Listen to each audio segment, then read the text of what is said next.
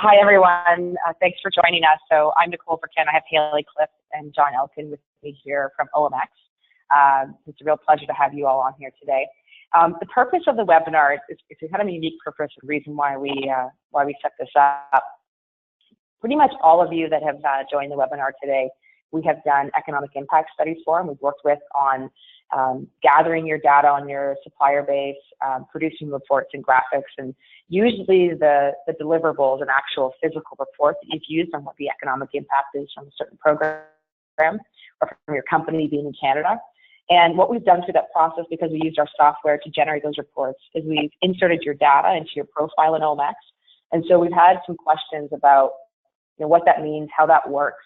Now that we have the data on your supplier and industrial base in your OMX profile, how can you filter it, generate custom maps and graphics, and download certain things when you need it, as you need it, and then how do you do automatic updates? So I would call us a really bad consulting firm in that what we're really after is for once your data is in the platform, for you to be able to update it and to constantly generate your own reports and to have multiple people from your organization on your own profile in OMX to be able to access that. So our objective is to do the work up front to help you get all that data in one spot, and then have you use the platform and continue to subscribe to it ongoing, and have multiple people within your organization leverage that data. So hopefully that makes sense, and that's the objective of today. And then we have a couple of you that have logged on to the webinar today who are not yet haven't actually put your data into OMX yet. So we'll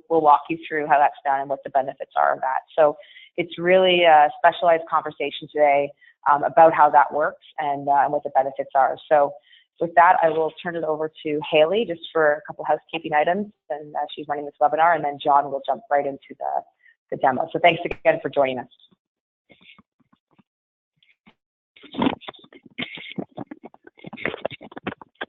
Hi, everyone.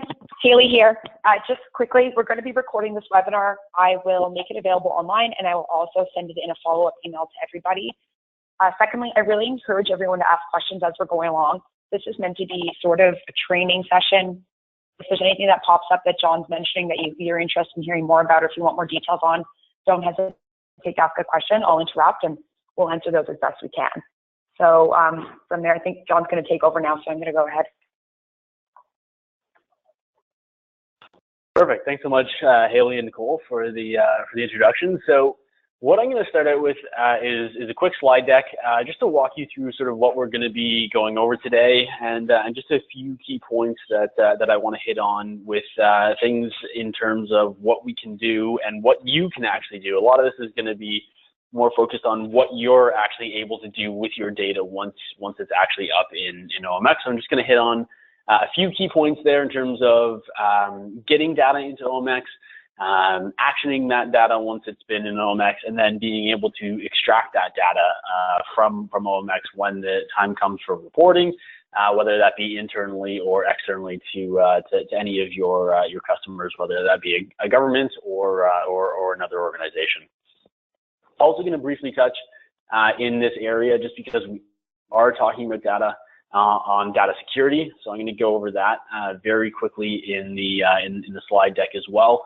If anyone wants to ever have a separate conversation around data security and the security actions and protocols that we have around OMX, please feel free to reach out to myself or Haley, and we can set that conversation up. Our CTO, Tim, is always available to have that chat and can go much more into the weeds on some of the technical items than I'm actually able to. So jumping into it, what we're going to be talking about really quickly in the presentation before we actually get into some of the actual features on OMX is getting your data into OMX, understanding and actioning your data in the system once it's there, and then leveraging and extracting that data when the time comes. So in terms of getting your data into the system, there's sort of three primary ways that we can get your data into the system to the point where it's ready for you to really start actioning all of the information in there. For some of you that we have done those economic impact studies for before, we've gone through this process with you already.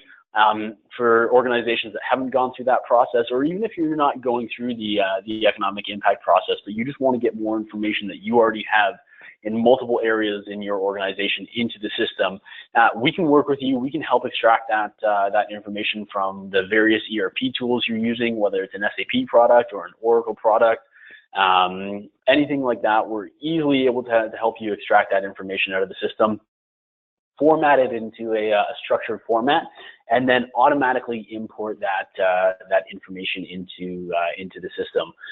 What we'll do there for working with supplier data, because we already have our existing supplier marketplace in OMX, a lot of that is going to be a matchmaking exercise where we're taking an existing record that we have in OMX and matching it to a record that your company has. And on that note, what's going to be important to note there is anything that you're uploading into the system in terms of supplier information, whether it be if they're an approved supplier or locations, any of that type of information can be uniquely contained within your instance of OMX. So there is going to be definitely some of that data in OMX, especially when you're dealing with a marketplace that is publicly available to all users on the system. But know that anything that you're actioning with your own data in OMX is only going to be visible by people in your organization. And on that note, you can even permission down within OMX to restrict different areas of the system to different sort of functions within your organization. So just know that there's that sort of public-private distinction of data. And once we get into the actual demo of OMX, I'll show you where that distinction lies. Another one of the main ways that you can start to get data into OMX is just by use of the system, and that's what we're going to call the emergent data.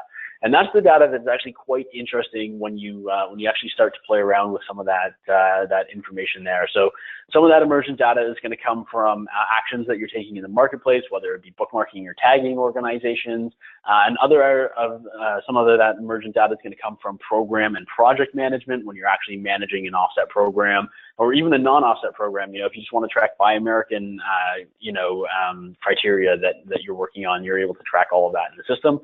As well as some really unique emergent data comes out of the opportunity area of OMX. I won't be focusing a ton on that today, but there is some really neat emergent data that comes out of there. So you're able to track things like response certifications of recipients of those opportunities. So you can start to understand where capability gaps might lie in your supply chain, or capabilities might not just be available in a certain region in that country where you're sending out different opportunities. And you're only going to get that sort of data feedback as you start using the system in sort of various capacities.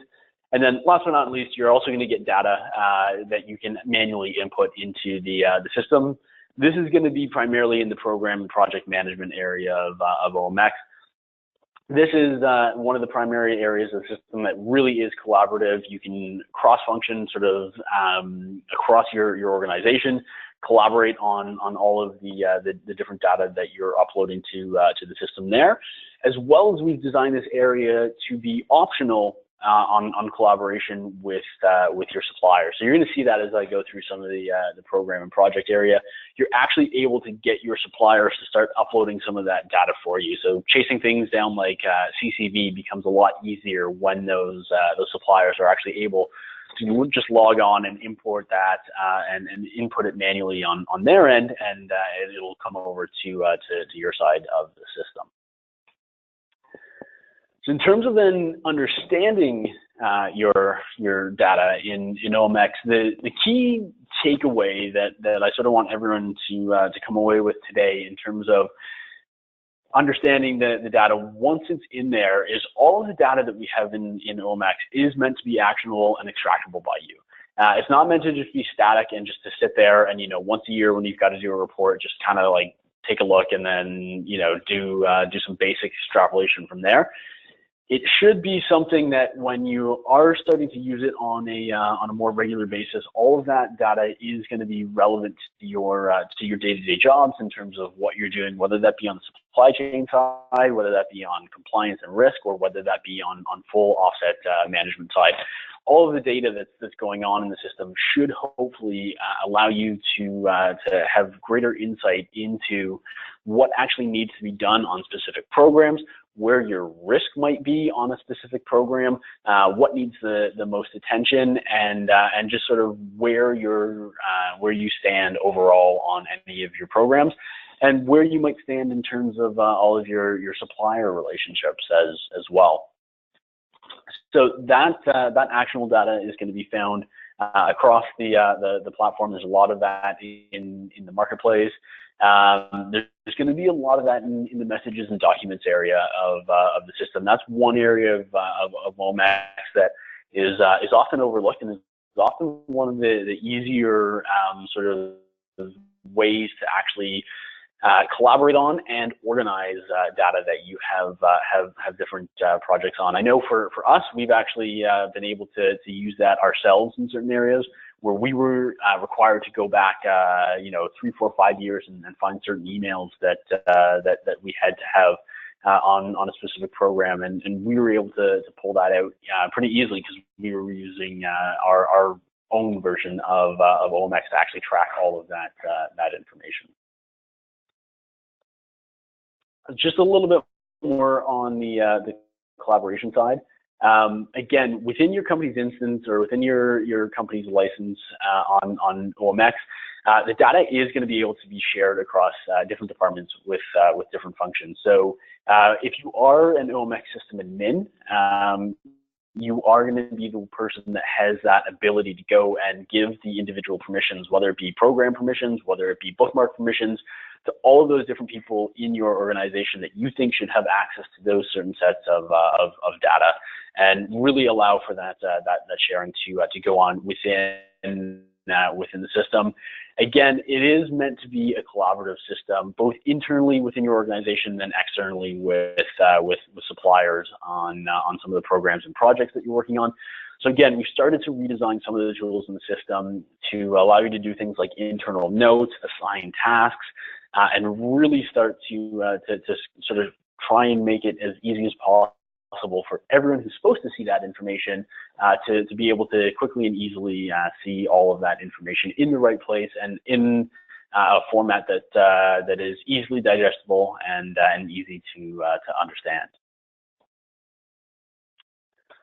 So in terms of leveraging your data in OMX, I know most of you have gone through the OMX training at one point or another. So a lot of what I'm going to say is going to be should be familiar to most people there, but there is a lot that you can do quite quickly and quite easily in the system. The generation of maps that you can extract out of the system, or that you can actually plug into your own website, is quite simple and quite straightforward. I'm going to go over some of the recent additions that we've made to that area of the system. One of the key things that we're really trying to help organizations with right now is the organization and storage of data, particularly when you're dealing with things like causality for indirect offset transactions in Canada, or if you're dealing with a country like India, where the documentation that needs to be done in terms of finding a qualified India offset partner and understanding where all of the information needs to be stored for purchase order details, for shipping details, all of that type of information, we've tried to make as easily as possible to get that information into OMX, as well as then to organize all of that information in the system. And again, we've really tried to focus on in some of the redesign that we've done on the system in terms of allowing you to generate the details that are required for internal company reports, as well as external reports that you might be sending to your customers, whether that be a government, again, or another organizations.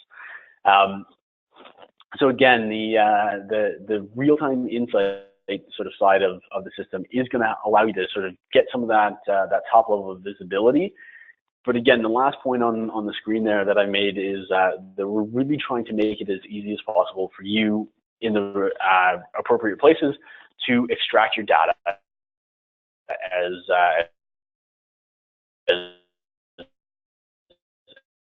as easily as possible.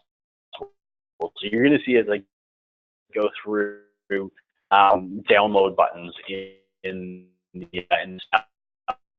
I'm sort of gone through and figured exactly what people need access to, how to, and have tried to make it accessible for you to extract it when you actually need it.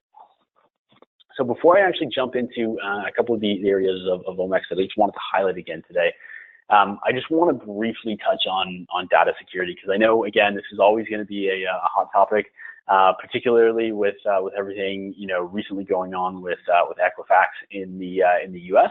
So really briefly wanted to touch on that, because I know in the defense industry this is something that is obviously very concerning to a lot of people, and just commercial protection of data as well is always very important. So just touching on the security side of things, we sort of have baked security into the full sort of OMX experience, if you will. And it starts with the actual physical security of our servers and where the information is actually stored. So I know, everyone loves to talk about SaaS-based, cloud-based systems and everything's stored in the cloud, but that is actually a physical place somewhere on the planet. And we do have incredible security at the actual physical location where data is stored. And it's not all just stored in one location. We do have backup redundancy, so that data is always stored in multiple locations.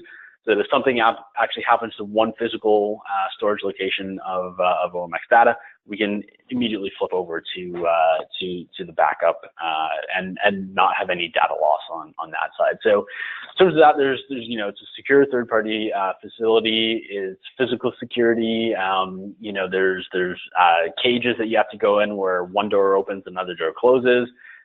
You've got biometric security, and it's very, very sort of I guess James Bond, for lack of a better term, high tech in terms of the physical security that goes on in the actual physical location. Moving over to the application itself, probably the two most important ones here are going to be document security and transport security. Not that the other ones aren't important.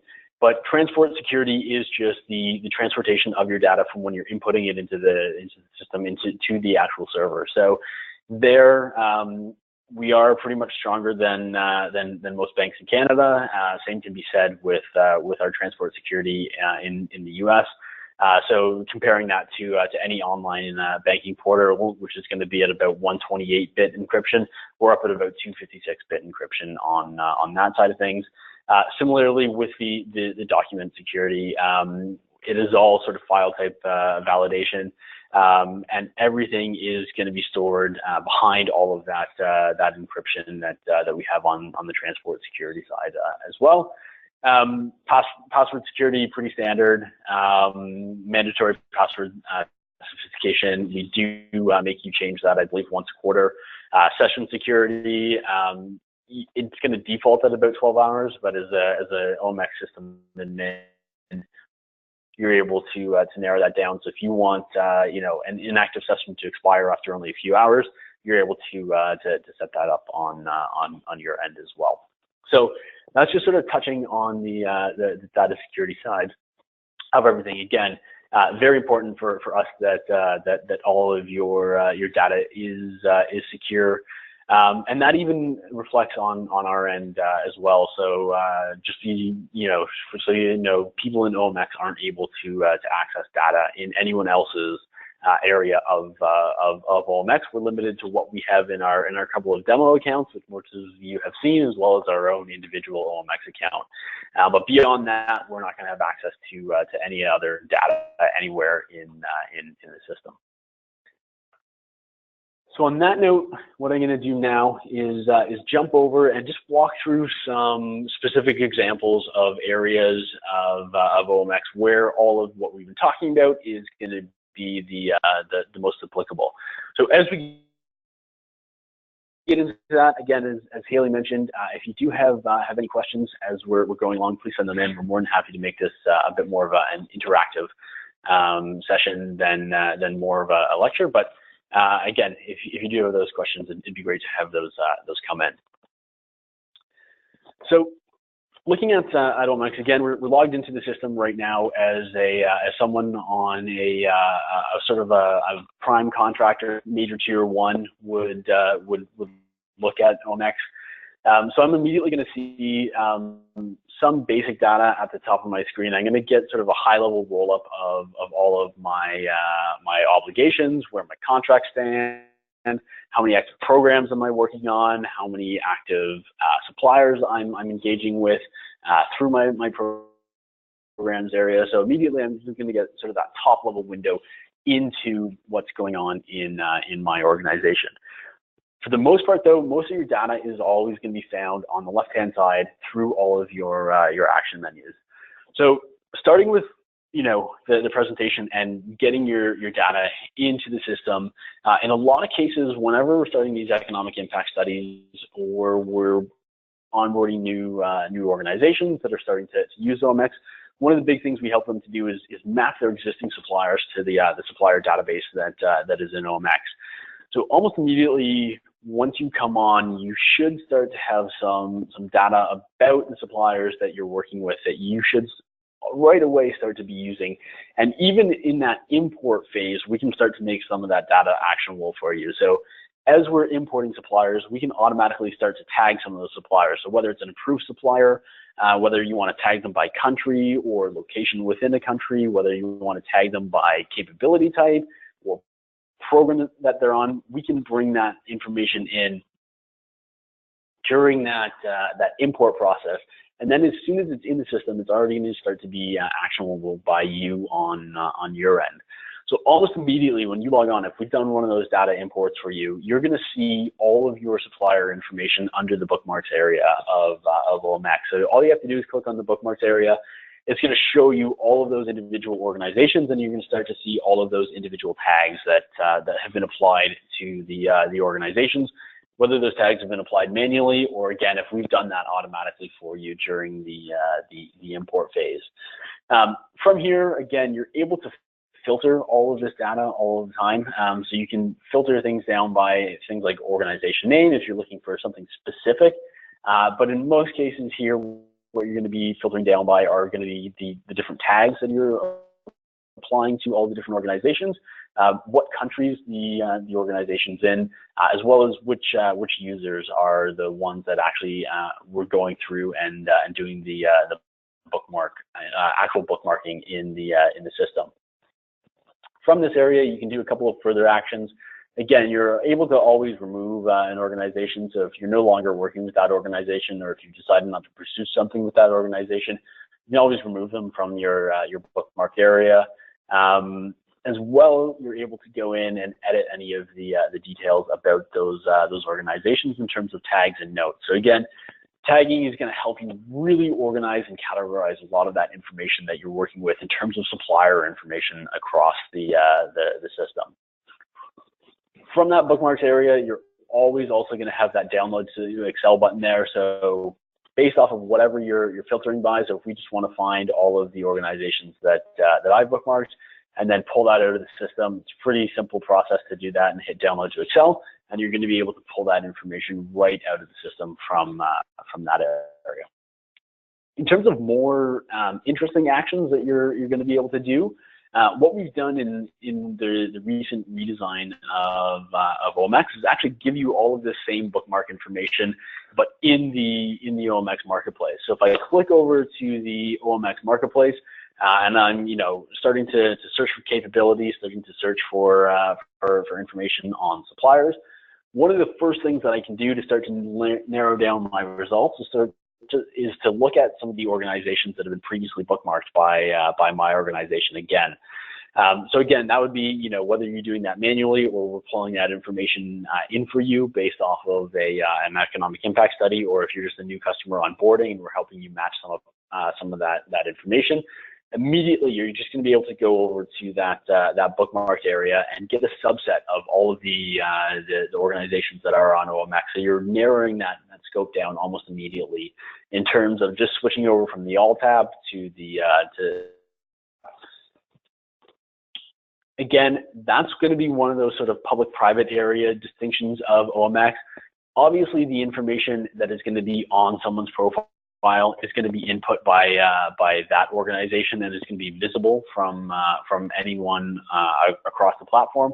So all of the key details, again, if I go into to Magellan's profile, just to pick on them because they're at the top of the list, but all of the details coming from the organizational profile, the key industrial capabilities, this is all coming from Magellan. So again, that type of information and that type of data is going to be publicly available on OMX. What is private? Bookmark them. Magellan has no idea that my organization, in this case International Defense Systems, has gone in and bookmarked their organization, and vice versa. You're not going to be able to see any of the sort of details that people are doing on your organization. So if people are bookmarking your organization, same principle is going to apply. You're not going to be able to get that insight into who's actually doing that bookmarking on the system. But again, anything that's going on the profile is going to be that public data versus the information about what you're doing with that organizational data is going to be private just to your organization. When you're looking at an organization profile, the last tab that you're going to see always is going to be that tags and notes area of the system. Again, this is essentially mimicking what's in the bookmarks area on your dashboard. And this information, again, is going to be totally private just to your organization. So when I look at Magellan, I'm going to have my own set of tags. I'm going to have my own set of notes. If another organization was looking at Magellan, they'd have their own unique set of tags and own unique set of notes that they would have in this area. This is one of those areas that's totally walled off just to your organization. It's backed by all of that encryption, so only is going to be able to see that data on the system. If we jump back again to that main marketplace page, you're going to start to be able to action some of that data immediately from this page as well. So you're going to see right from the search results, you're going to be able to do the tagging and note taking from this area, but you can also start to filter down that data further. So if I wanted to go through and just find out who my approved suppliers are, I'm going to be able to go and highlight that tag, press search, and now I'm going to get that further subset of all of my suppliers. So in this case, all I've got are marks that I've then labeled as an approved supplier. So immediately, if I want to pass that information on to someone in my organization that doesn't have access to OMX, what I'm going to be able to do, up in the top right-hand corner, download button, you're able to extract all of that information out of the system and easily pass it off to someone in your organization that might not have access to the system. And that's all going to come out in a CSV format in an Excel file. So pretty easy to use. Everything should become separated and nicely organized when you do that extraction from the system. You're also going to have your different views of the data on the system. So if you do want to flip it over and quickly see where all of those organizations are actually physically located, over, and you're going to be able to see all of the map view of where all of those organizations are. From this area, again, you can further filter. So in this case, I've got a few global suppliers going on. If I just want to see what I'm doing in Canada, I can apply that filter as well and start to really narrow down the data that I'm looking at. Again, here we've tried to make this as actionable as possible. So if you're putting together an offset plan, you're putting together your value proposition, you want to show your SME breakdown, you want to show your different regional breakdown, it's giving you the ability to further highlight different tags in the overall map that you're creating. So if I wanted to go through and highlight organizations that I'd met on the SME day, I can do that. If I want to see what organizations I've already signed an NDA with, I'm able to do that. And I can just sort of go through and further filter down some of those different sort of criteria on organizations. And I'm going to start to get a better picture of exactly how my data is actually broken up in terms of supplier data across a specific geography that I'm looking at. Again, working with this data, pretty easy to extract from OMX. And we've also made it really simple if you want to take this information and live link it to your website, what you're going to see at the bottom is just another website. All you have to do is take that little piece of code, give it to your web developers. They'll know what to do to plug it into your website, and you're going to get a live link of your data showing up on a website. So if you want to do something that really highlights the different investments you're making in SMEs in a specific country, and have a live view of all of that information, you're able to create those types of maps and those types of graphics in OMX and live link it. So anytime you actually update something in the system, that will automatically update on whatever website that you've embedded that map into. So that's sort of one of the more simple, immediate actions that you can take with some of that supplier data. So if you want to do something like Irving Shipbuilding has done with Ships for Canada, if you haven't checked out that website, it's pretty neat to check out. But very similar in terms of being able to take that data and highlight where those different offset transactions and those different investments that your organization is actually making are occurring, and what types of investments that are actually happening. Jumping back into the OMX dashboard, talking about some of that organization of data in the marketplace. If anyone's gone through training with me, you know I'm really keen on the tagging. I talk a lot about the tagging, but we've brought that tagging, and that tagging is going to apply just about anywhere you're going to be looking for things in the system now. So it's no longer just limited to the marketplace area of OMX, and specifically just your bookmarks area. You're going to start to get some of that organizational and tagging ability in your messages area, as well as your documents area on the system. So again, really trying to keep things nice and neat, and keep things organized when you're talking about offset programs or transactions that you're working on, making sure everything is lined up and ready to go for whenever you do submit to whatever offset reporting authority that you are submitting into. The tools in this area are really going to allow you to manage all of that information. Again, especially if you're dealing with a country like India, which has a heavy documentation requirement. What we've done in the documents area of OMX is really easily allow you to tag all of your documents by program and project that you're working on. So any document that you've got uploaded, whether you've uploaded that yourself into the system, or again, if you're collaborating with a supplier and that supplier has uploaded that document for you, you're able to go into each one of those individual documents, actually apply program tags and apply project tags. So then when you're looking at those programs and you're looking at those projects, you can immediately see which documents go with which program, which documents go with which project, and have all of that information lined up for when you want to extract that information from the system. So it's a pretty straightforward functionality here. You're just going to go in from the drop-down menu, choose which program it's associated with, or choose which project it's going to be associated with.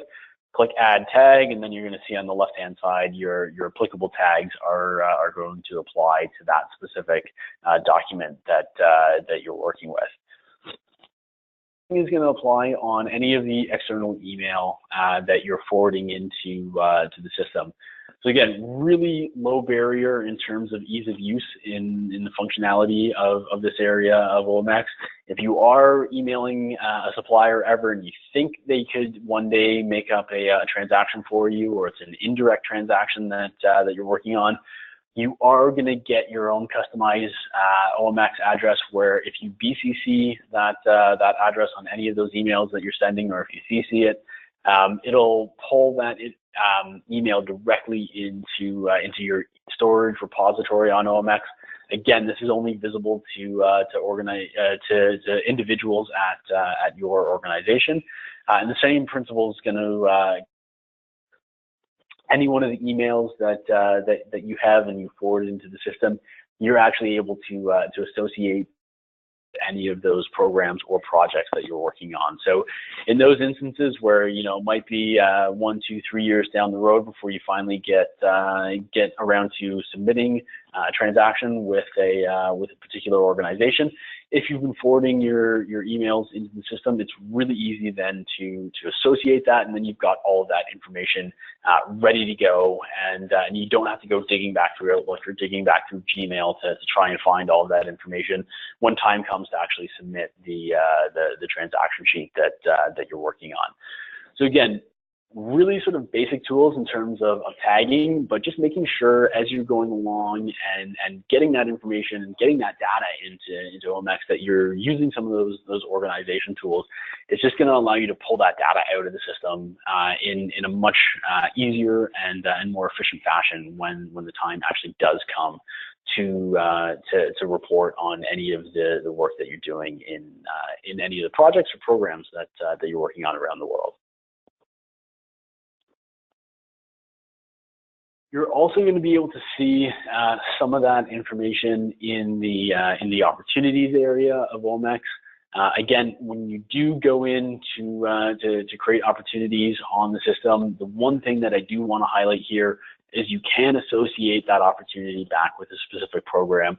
And this is really where some of that emergent data becomes kind of interesting. So what you can do and what we can help your team with in this area is if you're sending out opportunities based around specific requirements or specific interests that your organization has, you're actually able to then start to do some analysis on the responses that you're getting. So again, if you've required that an organization be AS9100 certified or maybe ISO 9001 certified, and you're starting to see various responses coming back in, we can start to help you make sense of that and say, okay, there might be a capability gap that exists in Southern Ontario for organizations that are lacking a specific criteria that you're looking on.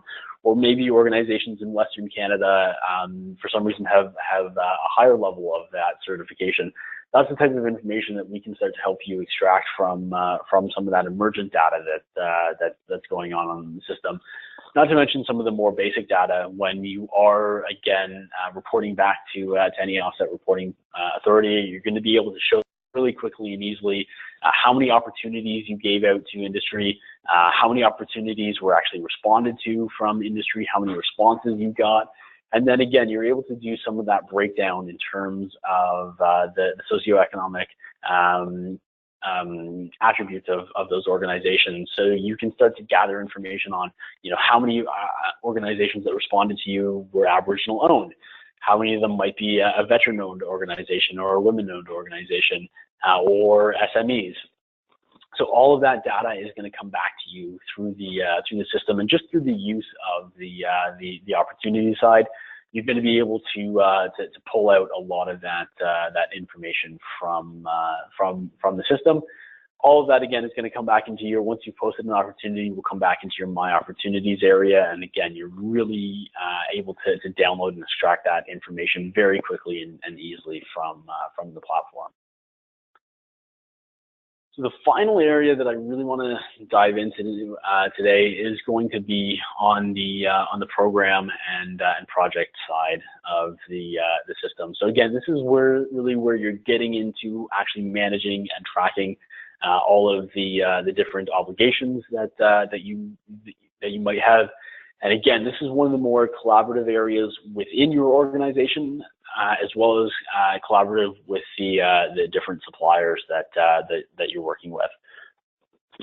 So under the programs area of OMX, if you just want to sort of get a top level view of where you actually stand on all of your obligations, what you're able to do is just jump into the show all area of the programs that you're working on. And this is going to give you high-level details on all of the programs that you have across the globe that you're actually tracking in the system. It's going to tell you what your contract amounts are, what your offset obligations are, and where you are actually in achieving those obligations. So you're going to be able to start to go through and see, how much of that has actually been approved, what's outstanding, what is pending approval currently right now from government, what you're forecasting so far for the years ahead, and where your greatest risk is in terms of outstanding obligations and actually not meeting those obligations. So you'll initially get sort of that high-level view across your organizations. If you want to drill into it, you're always going to have a little expander window on every one of these programs. It's actually going to show you all of the individual projects or transactions that you're working on with each one of those programs. So again, here, if you want to take that sort of summary level of this new fighter jets program that I've made up, you're actually going to be able to see where you are on those individual transactions that you're doing for each one of the programs that you have.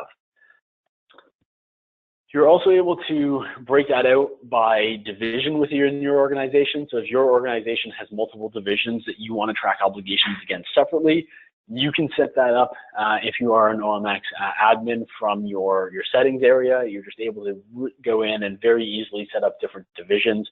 And then you're actually able to extract that information based off of which division holds the most obligation and where they are in terms of fulfilling that.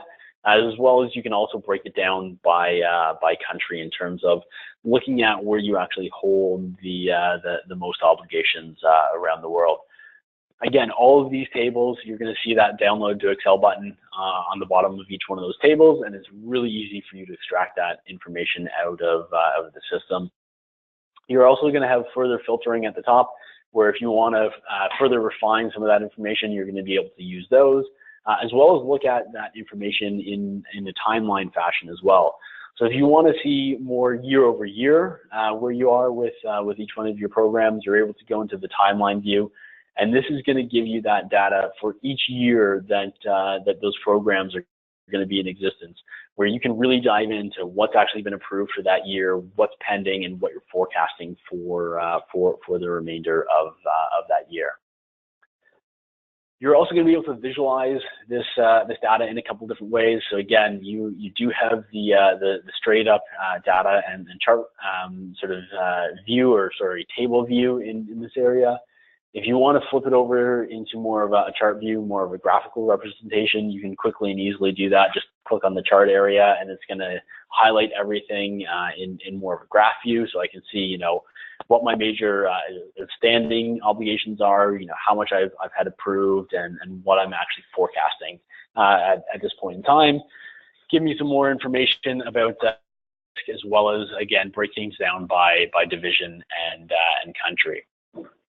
Similarly, I know we talked a lot about the mapping and what you can do with that data in the marketplace, but what we've added in is the ability for you to instantly map all of your programs and projects and all of the suppliers that are involved in that. So in this instance, I only have a couple here because I only have a couple of fake demonstrator companies that we're working with, both based in downtown Toronto.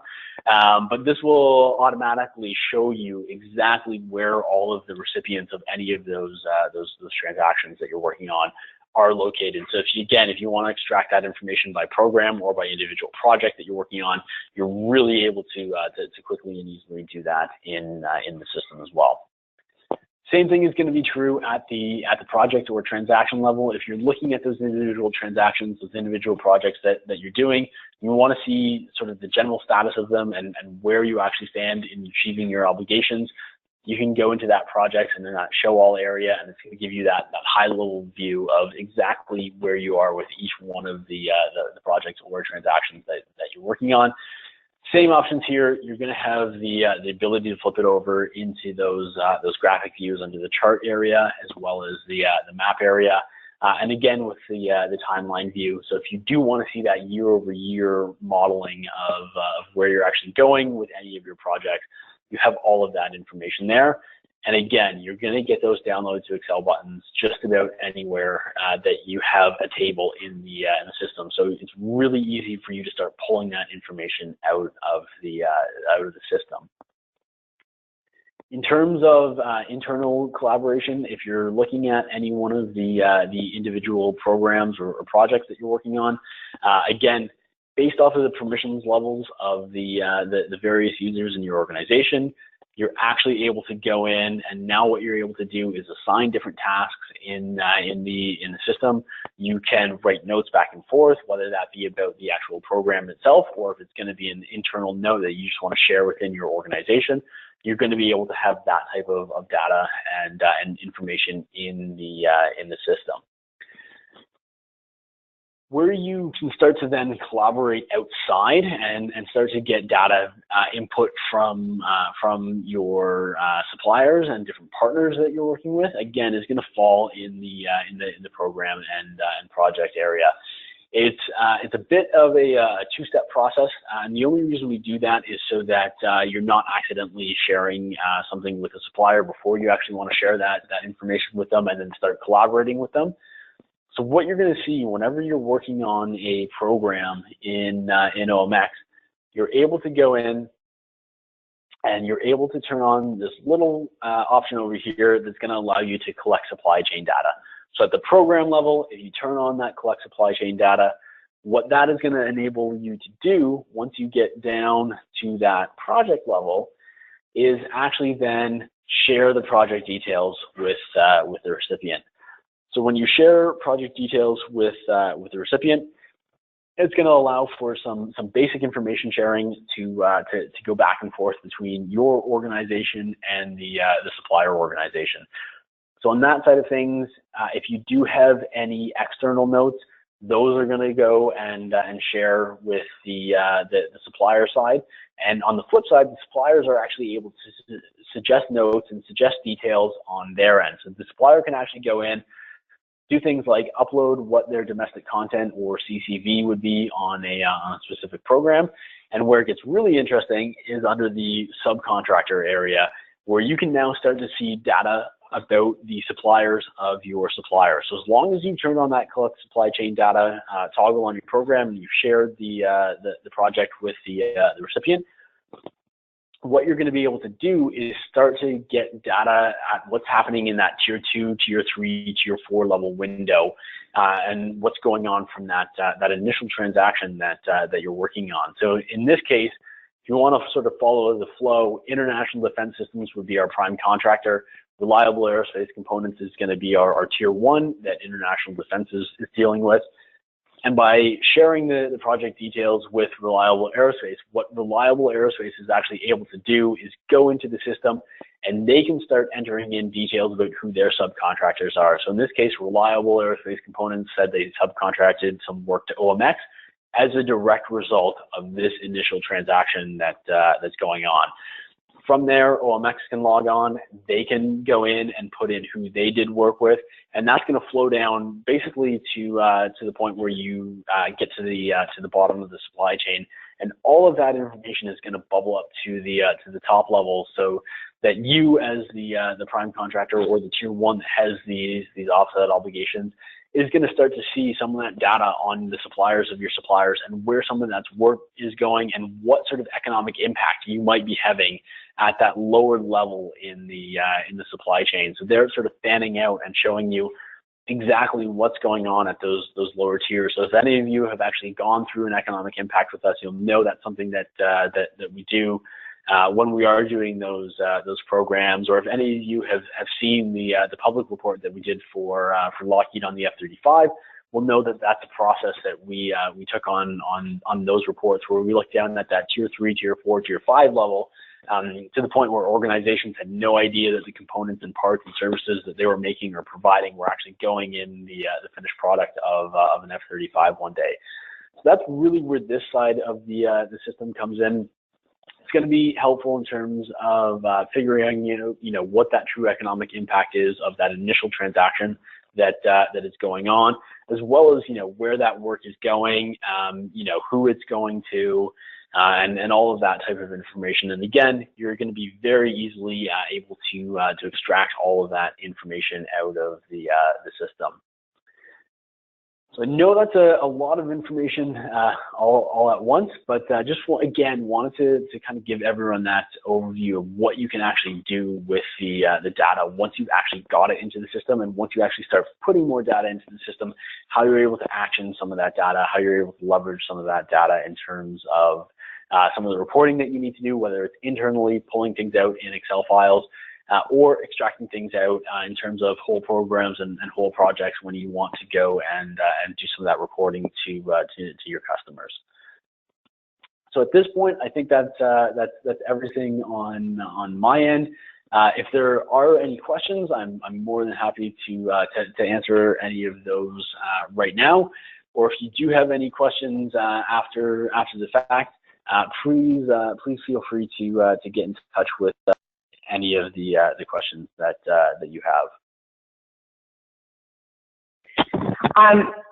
John, can you hear me? Okay, just quickly, there's two here. So which countries do we have the most data on? And if a company is looking to move into a new country, how would that work on our end in terms of supplier data? Okay, good questions. Going back to the OMX marketplace, as most of you know, we got our start primarily focusing on IRBs and ITBs in Canada. So it goes without saying, we've got the most data on Canada. But outside of Canada, other countries of interest we're in the process of really ramping up the data, and where we actually have really good data already are going to be countries like India, South Korea, Colombia. We're starting to get more and more data imports on Australia right now, as well as Poland is another big one where we're really starting to ramp up the data. So I think those would be sort of the top 5 countries that we do have data on. In terms of going out and finding additional data, if you do have obligations and you do have interest in other countries around the world, we are able to work with you on that to help build up some of that data in the system. So that's where our organization can actually go out and start to figure out information on the industrial base and get that information into the system. One thing to mention there, as we sort of expand beyond Canada and into countries and regions that we're not as familiar with, and your organization might not be familiar with, we've actually started to partner with some third-party verification and validation organizations. So Global Risk Management Solutions is one of our key partners in that area now, and they're a data verification organization. So they're going to be able to help you verify companies' financials, verify their insurance, their certifications, whether or not they've been involved in conflict minerals or human slavery, anything like that, human trafficking. So we are starting to bring some of that third-party data verification and validation about suppliers into the system, and we can work with your organization on specific countries or regions where that might be most applicable on your end. Okay, and the last one is, which roles would you recommend having on OMX? Because it seems like this data is specific to certain roles. Yeah, so typically we're going to get 3 primary areas of organizations, I guess 4 really, that are going to use the system. So a lot of the people are going to be the people that are actually actioning the data. So typically we're going to get capture teams at the time of bid, when you're bidding on things. It's important to have your capture team involved in all of that information and that data sharing. So capture teams is going to be number 1. Offset managers is going to be obviously number 2, and offset teams and fairly straightforward and self-evident from what we're doing. Supply chain is going to be another one. I know a lot of organizations already have their own supply chain tools. OMX is starting to integrate with a lot of those other tools that you might be using as well. So we already have an integration with SAP Ariba. We're in progress of doing an integration with Bravo Solutions, as well as doing some deeper integrations with SAP and a few of the other supply chain tools that are out there. But again, all of that data can flow back and forth fairly easily in the forms of CSV files from OMX to your existing supply chain tools, or from your existing supply chain tools to OMX. As well as then we're starting to see a few more sort of VP, maybe C-level folks within organizations who are really interested in sort of that top level data about where your obligations are, how you're doing on them, and particularly, you know, where any of your outstanding risk is. So those are going to be sort of the 4 main areas that we're going to have people from organizations on and using OMX. And again, we can work with you to figure out who the right people are, and again, properly train them on all of the different tools in the system.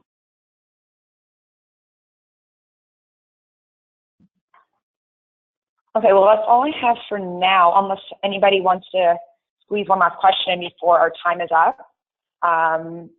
Otherwise, if there are any other questions, I'll make John's email and my email available to everybody in a follow-up email. I'll also record this webinar and send that out. So I'll make that link available so you can share it within your organization. I think that's it for now. Yeah. Okay, thanks so much, everyone. Have a great afternoon.